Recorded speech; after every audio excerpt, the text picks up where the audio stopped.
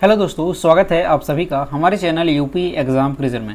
दोस्तों, आज के वीडियो में हम 11 सितंबर से संबंधित उत्तर प्रदेश के सभी एग्ज़ाम्स के लिए मोस्ट इंपॉर्टेंट करंट अफेयर के क्वेश्चंस को डिस्कस करेंगे और हर एक क्वेश्चन से रिलेटेड आपको फैक्ट भी बताएंगे। और वीडियो के अंत में हम आपसे एक क्वेश्चन भी पूछेंगे जिसका जवाब आपको कमेंट बॉक्स में देना है। और अगर आपको इसकी PDF डाउनलोड करनी है तो इसकी PDF आप हमारे टेलीग्राम ग्रुप से डाउनलोड कर सकते हैं। टेलीग्राम ग्रुप की लिंक आपको वीडियो के डिस्क्रिप्शन में मिल जाएगी। तो चलिए स्टार्ट करते हैं। वीडियो स्टार्ट करने से पहले हम एक इम्पॉर्टेंट टॉपिक को कवर करते हैं स्टार्ट में। तो आज जो हमारा टॉपिक है वो क्या है, तो कल का ही टॉपिक है उत्तर प्रदेश के जो प्रमुख पक्षी विहार हैं। तो कौन कौन से याद करेंगे इनको, तो नवाबगंज पक्षी विहार कहाँ पर है, उन्नाव में है। समस्तपुर पक्षी विहार ये रायबरेली में है। लाख बहूसी पक्षी विहार ये कन्नौज में है। पटना पक्षी विहार ये एटा डिस्ट्रिक्ट में है। विजयसागर पक्षी विहार महोबा में है। पार्वती आरंग पक्षी विहार गोंडा में है। समन पक्षी विहार ये मैनपुरी में है। ओखला पक्षी विहार गौतम बुद्ध नगर में है। बखीरा पक्षी विहार ये संत कबीर नगर में है। इसके अलावा सांडी पक्षी विहार हरदोई में है। सूर सरोवर पक्षी विहार आगरा में है। सुरहा ताल पक्षी विहार ये बलिया में है। और डॉक्टर भीमराव अम्बेडकर पक्षी विहार ये प्रतापगढ़ में है। तो ये उत्तर प्रदेश के प्रमुख पक्षी विहार हैं और आप लोगों को याद हुए या नहीं हुए कमेंट बॉक्स में जरूर बताएंगे। तो चलिए स्टार्ट करते हैं करंट अफेयर्स का सेशन। आज का सेशन शुरू करने से पहले हम कल के क्वेश्चंस को जो है रिवाइज करेंगे।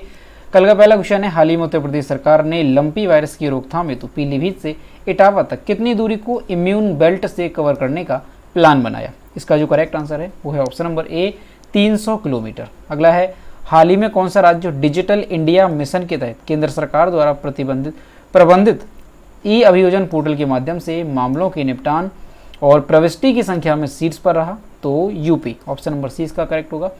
दोस्तों, उत्तर प्रदेश करंट अफेयर की लास्ट 8 मंथ की अगर आपको PDF ई बुक डाउनलोड करनी है जनवरी 2022 से लेकर के अगस्त 2022 तक की, तो इसकी लिंक आपको वीडियो के डिस्क्रिप्शन में मिल जाएगी। वहाँ से आप इसकी PDF ई बुक डाउनलोड कर सकते हैं।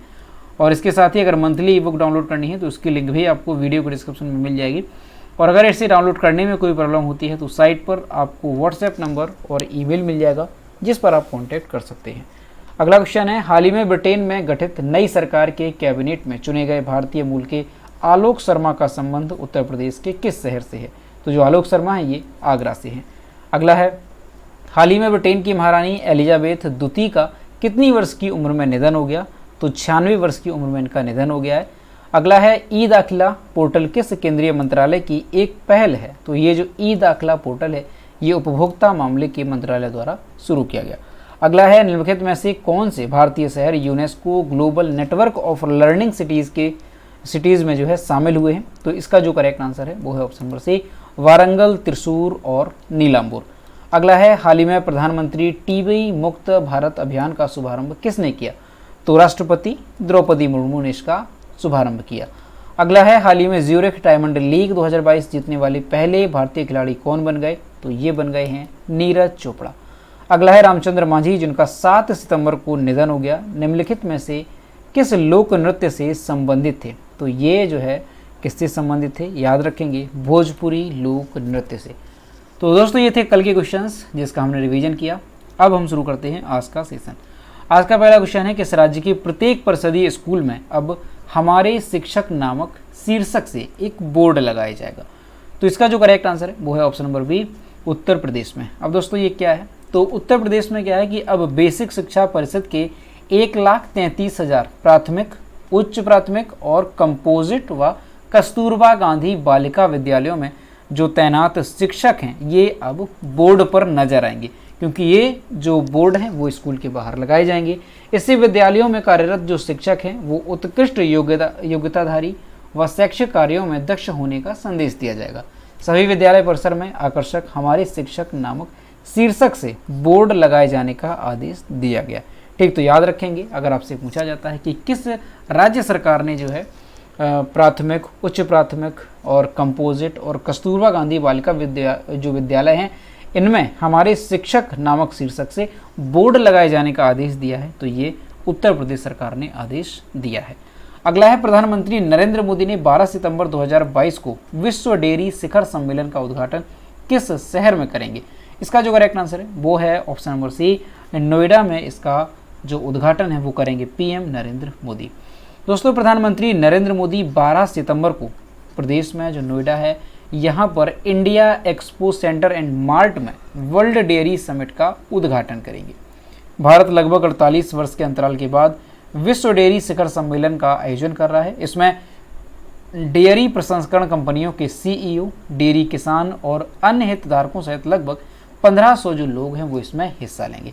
तो आप याद रखेंगे, काफ़ी इंपॉर्टेंट है, क्योंकि विश्व डेयरी शिखर सम्मेलन की जो मेज़बानी है वो हमारे देश में, जो हमारा प्रदेश उत्तर प्रदेश है, उसका नोएडा शहर जो है इसकी मेज़बानी करेगा। ठीक, और ये लगभग 48 साल के अंतराल के बाद ऐसा हो रहा है जब भारत विश्व डेयरी शिखर सम्मेलन की मेज़बानी कर रहा है। तो याद रखेंगे, काफ़ी इंपॉर्टेंट है। अगला है, मुंबई एयरपोर्ट की तरह राज्य के किस रेलवे स्टेशन को विश्व स्तरीय बनाया जाएगा? इसका जो करेक्ट आंसर है वो है option number C, Kanpur Central को। दोस्तों, कानपुर सेंट्रल जो रेलवे स्टेशन है इसका जो कायाकल्प है वो शुरू हो चुका है। इससे अत्याधुनिक बनाने के लिए नवंबर से काम भी स्टार्ट हो चुका, काम जो है वो शुरू हो सकता है। इसके लिए सरकार की ओर से टेंडर मांगे गए हैं जो करीब 712 करोड़ रुपए का है, और ये जो टेंडर है वो 31 अक्टूबर को खुलेगा। कानपुर रेलवे स्टेशन बिल्कुल मुंबई एयरपोर्ट जैसा दिखेगा, जो कानपुर और उत्तर प्रदेश दोनों के लिए बेहद खास होने वाला है। इसके साथ सेंट्रल के अलावा कानपुर सिटी व कानपुर कैंट का भी लुक बदला जाएगा। तो याद रखेंगे आप, काफ़ी इंपॉर्टेंट है कि प्रदेश का कौन सा रेलवे स्टेशन है जिसे मुंबई एयरपोर्ट के जैसे बनाया जाएगा, तो ये है कानपुर सेंट्रल रेलवे स्टेशन। याद रखेंगे, 712 करोड़ रुपए का जो टेंडर है वो जो है इसमें पास किया गया है, और 31 अक्टूबर को यह टेंडर खुलेगा। तो ध्यान रखेंगे, 712 करोड़ रुपए से जो कानपुर सेंट्रल रेलवे स्टेशन है इसका कायाकल्प किया जाएगा। अगला क्वेश्चन है, हाल ही में किस राज्य में देश का सबसे बड़ा रबर डैम बनकर के तैयार हुआ? इसका जो करेक्ट आंसर है वो है ऑप्शन नंबर ए, बिहार में। दोस्तों, जो बिहार है वहाँ पर जो गया एक शहर है गया, तो यहाँ पर जो है देश का सबसे बड़ा रबर डैम बनकर के तैयार हो गया। बिहार के जो सीएम हैं नीतीश कुमार, उन्होंने इसका उद्घाटन किया है। ये जो डैम है किस नदी पर है? याद रखेंगे, फल्गु नदी पर ये डैम है, रबर डैम। इस डैम के बनने के साथ ही सालों से जो सूखी पड़ी फल्गु नदी है इसमें जो है क्या है, अब पानी आ गया है, और 10 फीट तक इसमें जो पानी आ चुका है।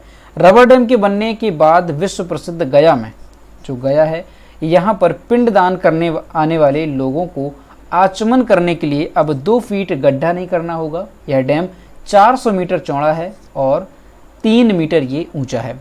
अगर इसकी हम बात करें कि इसमें लागत कितनी आई है बनाने में, तो 312 करोड़ रुपए इसमें लागत आई है, और ये जो पुल है, ये जो डैम है, ये जो डैम है ये 411 मीटर लंबा होगा और 3 मीटर ये ऊंचा है। तो आप याद रखेंगे, काफ़ी इंपॉर्टेंट है, क्योंकि देश का सबसे बड़ा जो रबर डैम है ये कहाँ पर बनकर के तैयार हुआ, तो बिहार में। अगर बिहार में भी बात करें कहाँ पे, तो याद रखेंगे आप, मोक्ष की भूमि गया में ये बनकर के तैयार हुआ है। तो मोस्ट इंपॉर्टेंट क्वेश्चन को लगा लेंगे आप, आपके आने वाले एग्जाम में ये क्वेश्चन आपको देखने को ज़रूर मिलेगा। तो याद रखेंगे, भारत का सबसे बड़ा रबर डैम कहाँ पे बना? बिहार के गया में। अगला है, हाल ही में जारी फॉर्च्यून इंडिया रिच लिस्ट 2022 के अनुसार भारत के सबसे अमीर व्यक्ति कौन बने? इसका जो करेक्ट आंसर है वो है option number B, Gautam Adani. यहाँ आप इनकी इमेज देख सकते हैं। दोस्तों, हाल ही में फोर्ब्स की एक सूची जारी की गई और उसमें बताया गया कि भारत का सबसे अमीर व्यक्ति कौन है। हालांकि जो गौतम अडानी हैं वो काफ़ी समय से जो है इंडिया के सबसे अमीर व्यक्ति हैं, लेकिन अभी जो सूची जारी की गई वो फोर्ब्स की ओर से जारी की गई। इससे पहले भी टाइम की पत्रिका जारी हुई है, इस तरह से कई सारी पत्रिकाएं जारी हुई, तो अभी ये फोर्ब्स की है, याद रखेंगे।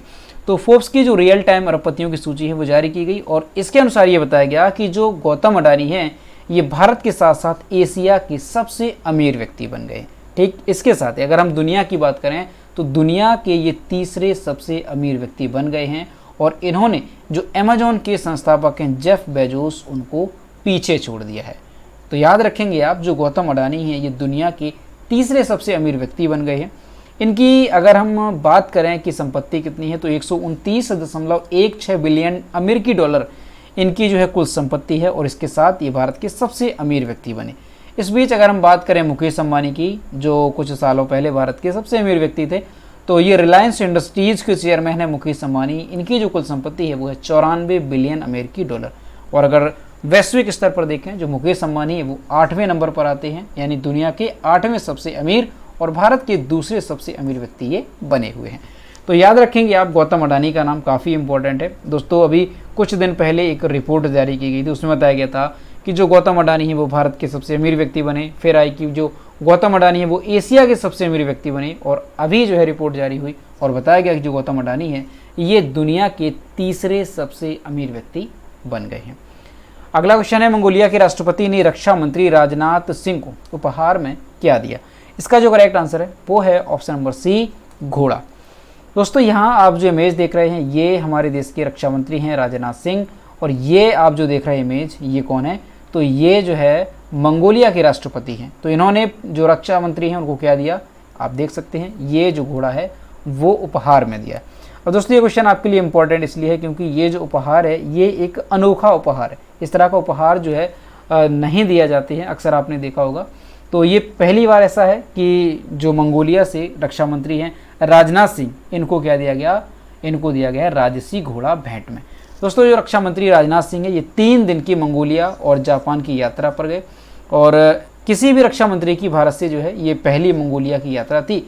उन्होंने इस दौरान जो मंगोलिया के राष्ट्रपति हैं उखनागिन खुरेलसुख, इनसे जो है उन्होंने मुलाकात की। इस मुलाकात में उन्होंने राजनाथ सिंह को मंगोलिया का राजसी घोड़ा भेंट किया।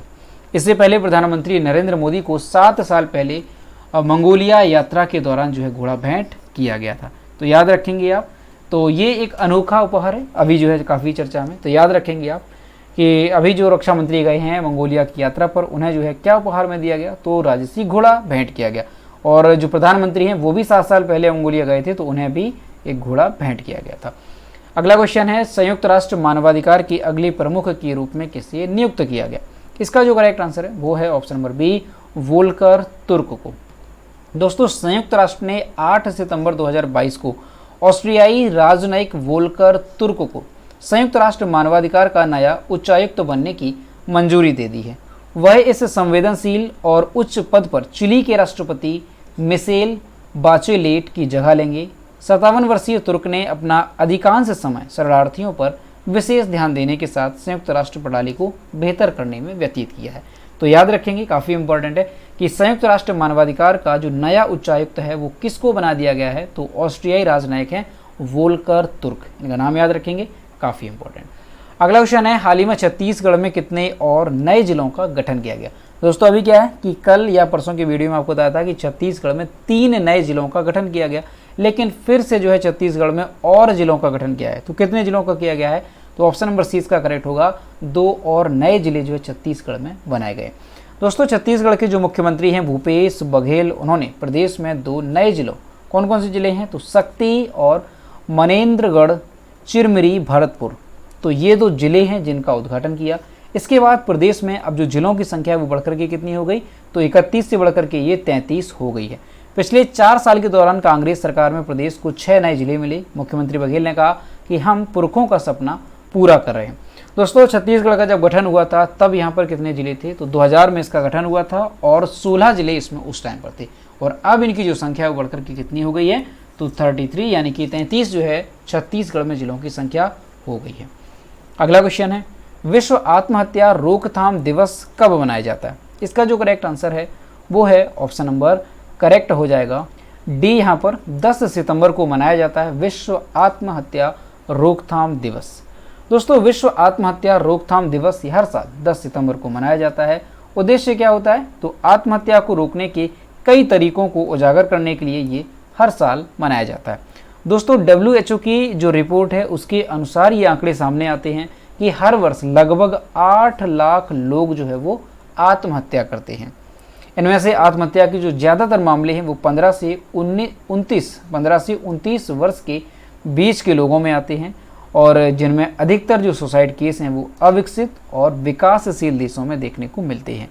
ठीक, क्या रिपोर्ट है WHO की कि हर साल लगभग 8 लाख लोग जो है ये आत्महत्या करते हैं। इनमें जो आत्महत्या के ज़्यादातर मामले हैं वो 15 से 29 साल के बीच में देखने को मिलते हैं, और अगर हम देशों की बात करें तो विकासशील देश और जो अविकसित देश हैं उनमें ये मामले ज़्यादातर देखने को मिलते हैं। वर्ष 2022 की अगर हम थीम की बात करें कि विश्व आत्महत्या रोकथाम दिवस की थीम क्या रही, तो क्रिएटिंग होप थ्रू एक्शन, यानी कि लोगों में अपने काम के ज़रिए जो है क्या करना? उम्मीद पैदा करना। Creating hope through action. ये जो है साल 2022 की थीम रही विश्व आत्महत्या रोकथाम दिवस की। तो याद रखेंगे 10 सितंबर को जो है ये दिवस मनाया जाता है।